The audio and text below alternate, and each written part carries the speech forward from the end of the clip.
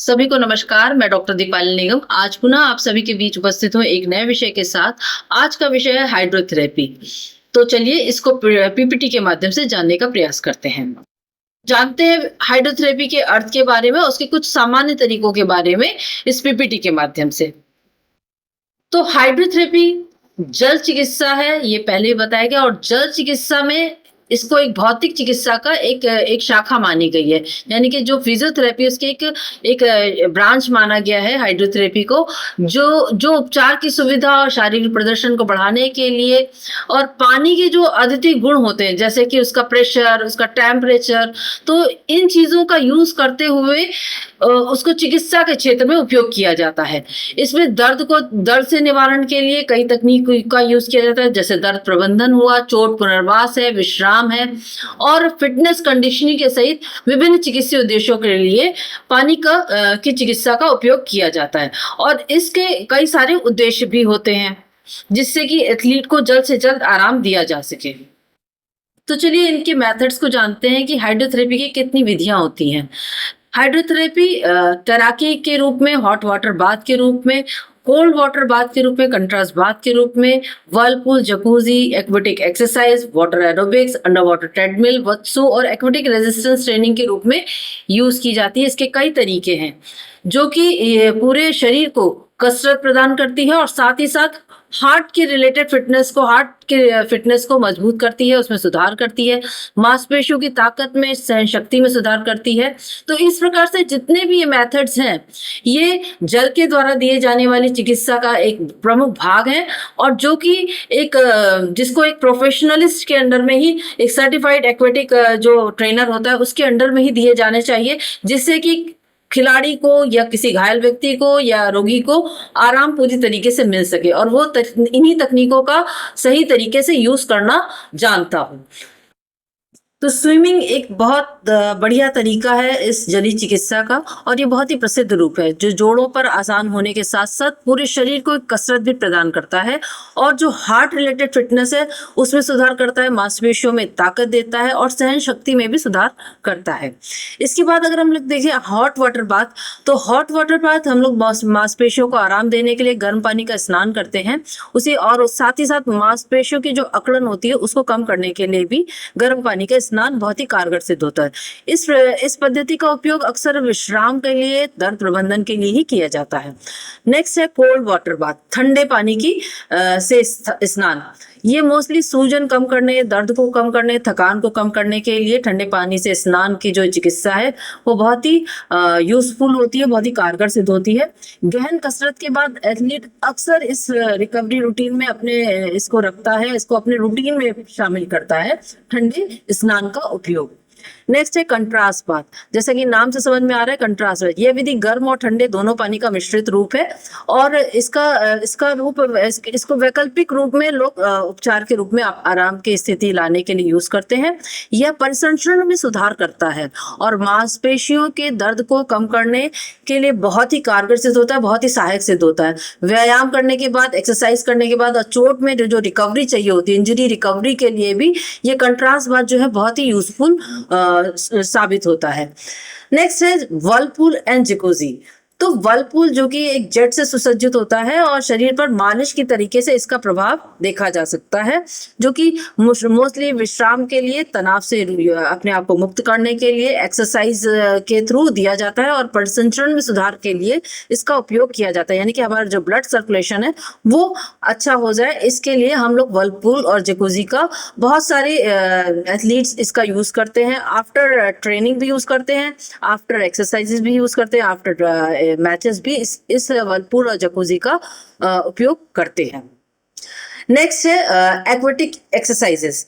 ये aquatic exercises जलीय व्यायाम है, जो कि पानी, क्योंकि ऐसा होता है सभी दिशाओं से प्रतिरोध उत्पन्न करता है, और उसके जैसे ही उसका प्रभाव पड़ता है तो व्यायाम के लिए एक उत्कृष्ट माध्यम बन जाता है। जैसे ही उसका प्रेशर आता है तो उसका एक मजबूत साधन बन जाता है एक्सरसाइज के थ्रू, जिससे कि उसकी विश्राम की स्थिति जल्दी आ सके।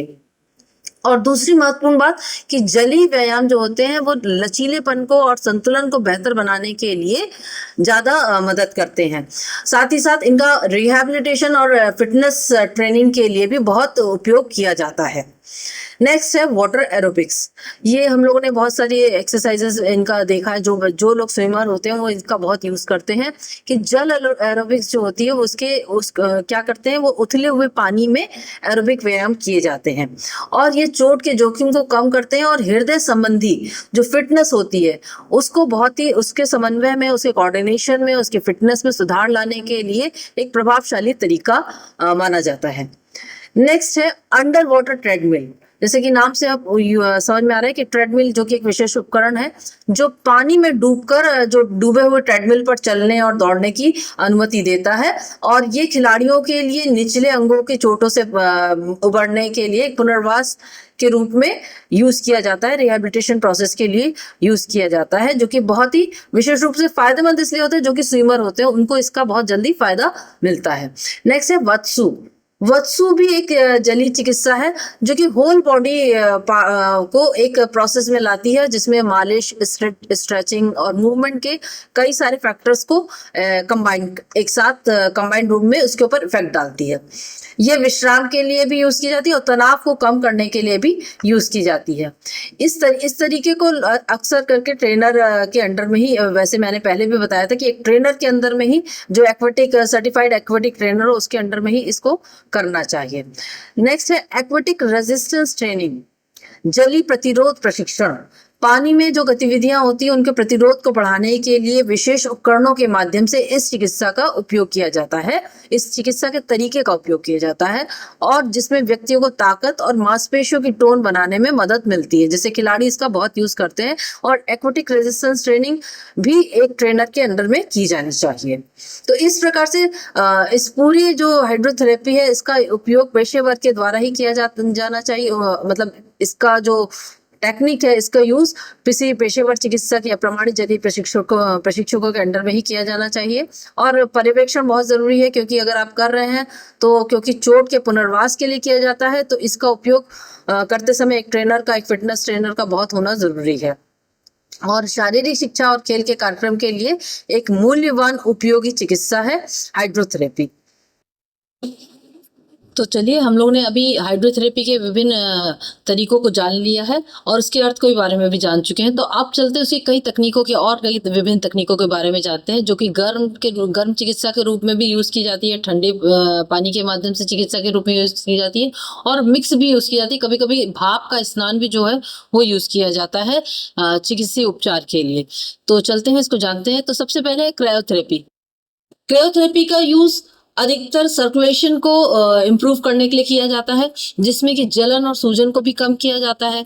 मोच और खिंचाव जैसी जो गंभीर चोटें होती हैं उनके प्रबंधन में भी हम क्रायोथेरेपी का यूज करते हैं।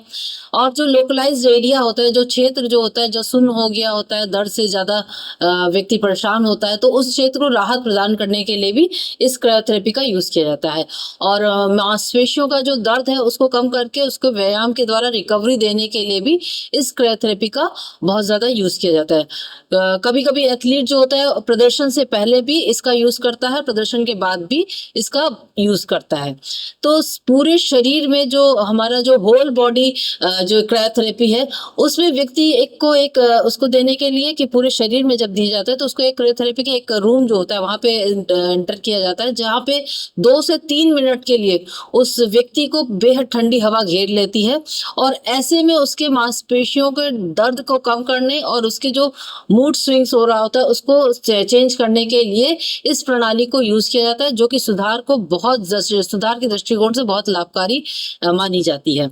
और दूसरा एक बार महत्वपूर्ण इसका यूज जो होता है कि वो होता है लोकलाइज क्रायोथेरेपी जो होती है, स्थानीयकृत जो क्रायोथेरेपी होती है उसके लिए विशेष उपकरणों के माध्यम से भी इसका यूज किया जाता है, जिससे जोड़ों को और मांसपेशियों को मांसपेशियों के स्थान पे ठंड लगती है और उसके द्वारा उस चोट को ठीक किया जाता है और रिकवरी जल्दी पहुंचाई जाती है। इसका उपयोग दर्द से राहत और चोट प्रबंधन में भी किया जाता है। साथ ही साथ सुरक्षा संबंधी बातें अगर हम लोग जाने तो इसमें पहले मैंने बताया कि इसको कुशल प्रशिक्षित लोगों के द्वारा ही दिया जाना चाहिए। अत्यधिक ठंड में लंबे समय तक रहने से इसमें हानि हो सकती है और कुछ चिकित्सीय स्थितियों में जो व्यक्तियों को बचना चाहिए कि जैसे मान लीजिए किसी को ऑलरेडी किसी को जुकाम या खांसी जैसी स्थिति है तो उसको ऐसे व्यक्तियों को क्रायोथेरेपी से बचना चाहिए। तो नेक्स्ट चिकित्सा है थर्मोथेरेपी। जिस तरह हम खिलाड़ी को ठंडी चिकित्सा के द्वारा उसके उपचार के लिए यूज करते हैं, ठीक उसी तरह गर्म चिकित्सा भी शरीर को लाभ प्रदान करने के लिए दी जाती है, खिलाड़ी के परफॉर्मेंस को इनहेंस करने के लिए दी जाती है। तो खिलाड़ी के प्रदर्शन, चोट प्रबंधन और उसके होल जो ओवरऑल वेलबींग है उसके लिए ये चिकित्सा महत्वपूर्ण भूमिका निभाती है। इसके तरीके जो हैं उसको गर्म पानी के द्वारा, इसमें तापमान का बहुत ध्यान रखना पड़ता है कि गर्म पैक के द्वारा, गर्म पानी से स्नान के द्वारा, पैराफिन मोम के द्वारा जो स्नान दिया जाता है, जिसमें इंफ्रारेड थेरेपी भी इसमें शामिल है। इस तरीके से इसके कई सारे तरीके होते हैं देने के। तो गर्म चिकित्सा जब भी दी जाए तो इन चीजों को ध्यान में रखा जाए। साथ ही साथ इसके जो मोड ऑफ एक्शन है इसको जान लेते हैं। यह मसल्स के दर्द को कम करने में मदद करता है और रक्त के प्रभाव को बढ़ाने में मदद करता है। साथ ही साथ अगर हम इसकी मांसपेशियों को देखें, बृहद मांसपेशियों को आराम देने के लिए, उपचार को बढ़ावा देने के लिए बहुत ही यूज में आती है।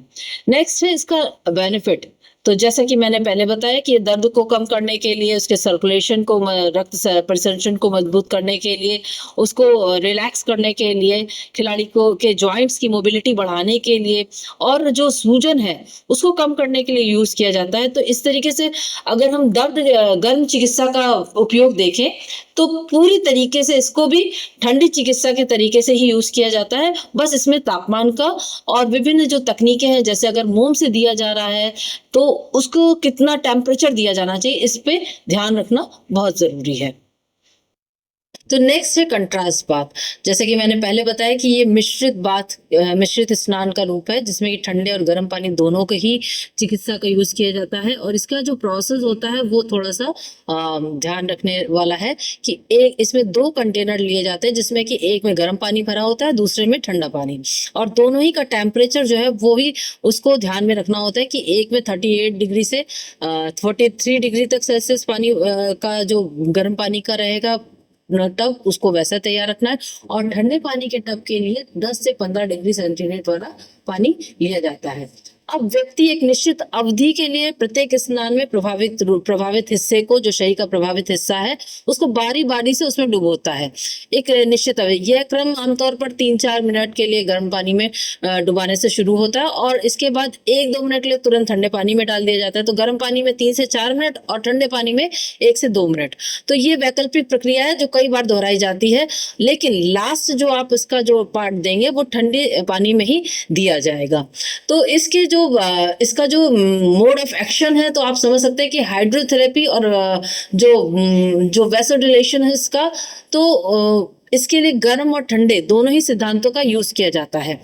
गर्म पानी में क्या होता है, रक्त प्रवाह को बढ़ावा मिलता है, जो हमारा ब्लड प्रेशर है उसको इंक्रीज किया जाता है और जो मसल्स है उनको रिलैक्स किया जाता है, और साथ ही साथ मांसपेशियों की जो ऐंठन है उनको कम किया जाता है। तो और दूसरी तरफ जो ठंडा पानी है वो क्या करता है, वो रक्त के प्रभाव को वो भी कम करने में मदद करता है। ऐसे गर्म पानी रक्त प्रभाव को बढ़ाता था, ठंडा पानी क्या है, रक्त प्रभाव को कम करने में मदद करता है और सूजन को कम करता है। ठंडा पानी जो होता है वो सूजन को कम करता है और उपचारित क्षेत्र को सुन्न कर देता है। जिस स्थान पे चोट लगी है उस स्थान को ठंडी चीज जो होती है वो सुन्न कर देती है। तो इस तरीके से मांसपेशियों को दर्द कम करने में कंट्रास्ट बाथ का बहुत बड़ा रोल होता है और रिकवरी के दौरान एथलीटों को ये बहुत मदद करता है कि जब कभी भी इंजरी होती है तो उसमें ये बहुत ही कारगर सिद्ध होता है। नेक्स्ट है व्हर्लपूल बाथ। और व्हर्लपूल बाथ एक भंवर में स्नान करने के, इसको हिंदी में अगर देखें तो भंवर में स्नान करना इसको कहते हैं। और ये भी एक चिकित्सीय तकनीक है जो कि विभिन्न शारीरिक और चिकित्सीय लाभ प्रदान करने के लिए एथलीट को दी जाती है। इसमें एक घूमने वाले जेट के साथ गर्म पानी का जो यूज है वो किया जाता है सम्मिलित, और साथ ही साथ इसमें एक बड़ा टब, गर्म पानी से भरा हुआ एक जो टब होता है वो पूल होता है, उसको भी शामिल किया जाता है। क्या होता है, जल जो है जेट से पानी में एक परिसंचरण, एक सर्कुलेशन बनाता है और घूमने वाला प्रभाव उत्पन्न करता है। और इसका तापमान जो होता है वो 98 डिग्री फ़ारेनहाइट से लेके 104 डिग्री फ़ारेनहाइट, यानी कि अगर सेल्सियस में देखें तो 37 डिग्री सेल्सियस से लेके 40 डिग्री सेल्सियस के बीच का होता है। अगर हम इसकी मोड ऑफ एक्शन की बात करें तो मोड ऑफ एक्शन इसका है कि ये जो है ये एक मालिश के तरीके का प्रभाव उत्पन्न करता है, और जो हाइड्रोसिस्टोलिक जो प्रेशर होता है उससे सूजन कम करने में और परिसंचरण में सुधार में, साथ ही साथ ज्वाइंट के जो प्रेशर होता है उसमें राहत देने का कार्य करता है। तो इसका मोड ऑफ एक्शन देखिए जो कि रिलैक्सेशन को और सर्कुलेशन को मदद करता है।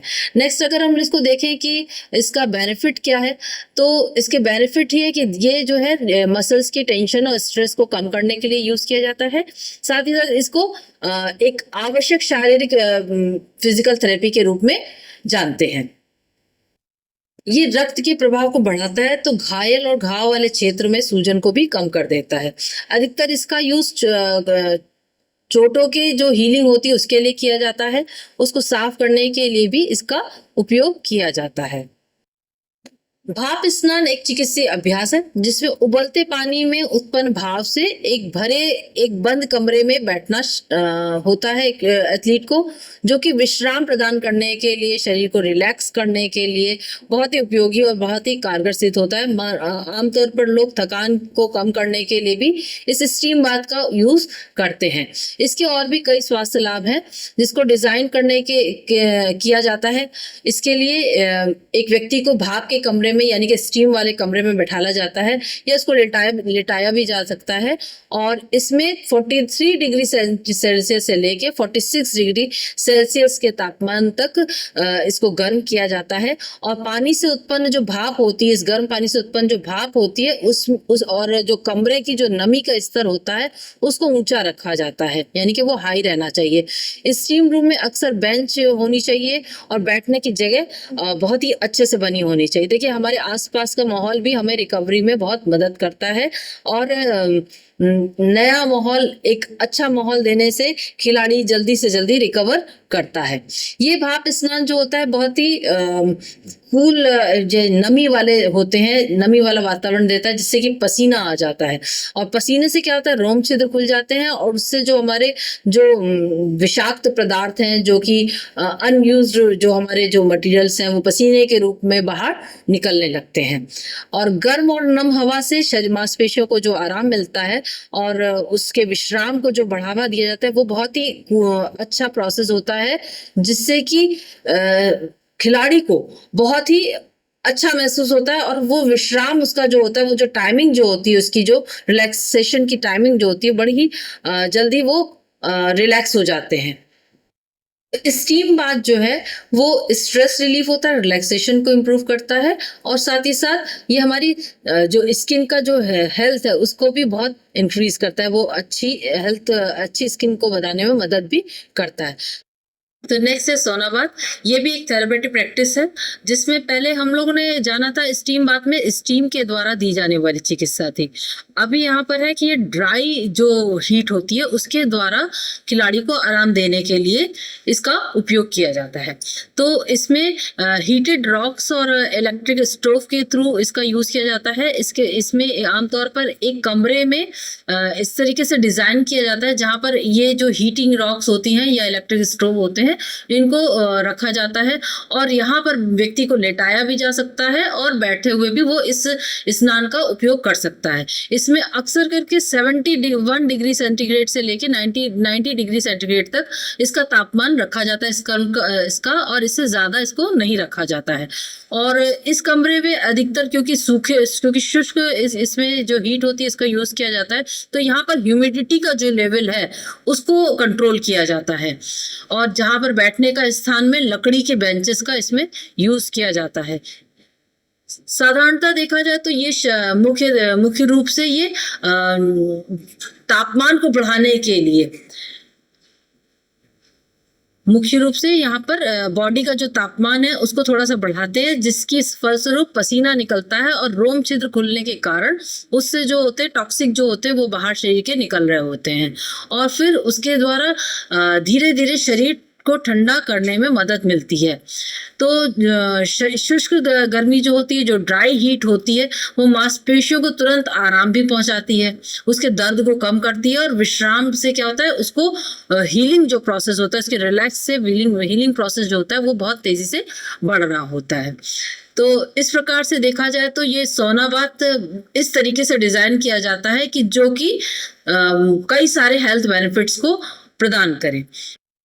नेक्स्ट है हॉट वाटर फर्मेंटेशन, यानी कि गर्म पानी की सिकाई। ये भी बहुत आमतौर पर यूज की जाने वाली चिकित्सीय तकनीक है, यूज की जाने वाली तकनीक है। इसको घरों में हम लोगों ने देखा है कि टॉवल को गर्म पानी के टॉवल के द्वारा उसमें भिगोकर गर्म पानी में उससे लाभ दिया जाता है।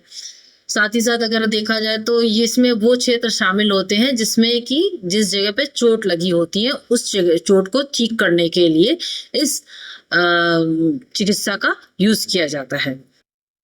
तो इसकी प्रक्रिया को जानते हैं कि किस तरीके से इस मेथड को यूज किया जाता है।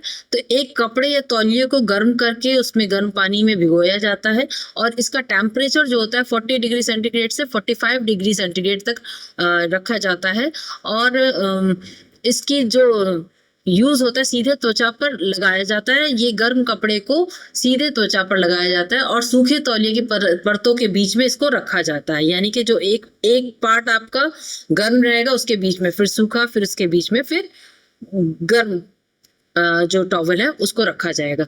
इसकी एक अवधि भी निर्धारित है कि आमतौर पर इसको 15 to 20 मिनट्स के लिए छोड़ दिया जाता है, लगा के छोड़ दिया जाता है, और आवश्यकता पड़ने पर इस प्रक्रिया को दोबारा दोहराया जा सकता है। तो इसका यूज जो है कि अगेन इसका यूज जो है कि मसल्स को रिलैक्स करने के लिए, रक्त संचार को बढ़ावा देने के लिए, और जो दर्द है उसको कम करने के लिए, मांसपेशियों के तनाव को कम करने के लिए इसका उपयोग किया जाता है। नेक्स्ट है इसका बेनिफिट भी देखा जाए तो ये क्रैम्प, ये जो मोच आ रही होती है बार बार, जो दर्द हो रहे होते हैं, ये मांसपेशी दर्द हो रहा होता है, उसको धीरे धीरे कम करने के लिए भी इसका उपयोग किया जाता है।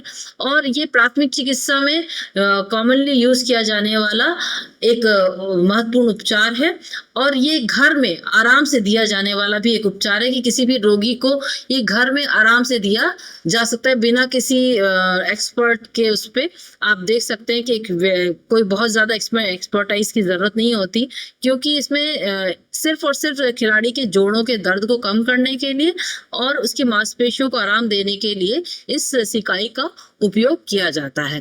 तो इसमें अक्सर देखा गया है कि लोग इसको घरों में व्यायाम के द्वारा, व्यायाम के बाद यूज करते हैं, बहुत ज़्यादा एक्सरसाइज कर लेते हैं, थकान के द्वारा जो थकान जो हो जाती है उसको कम करने के लिए भी इस जलीय चिकित्सा का यूज किया जाता है।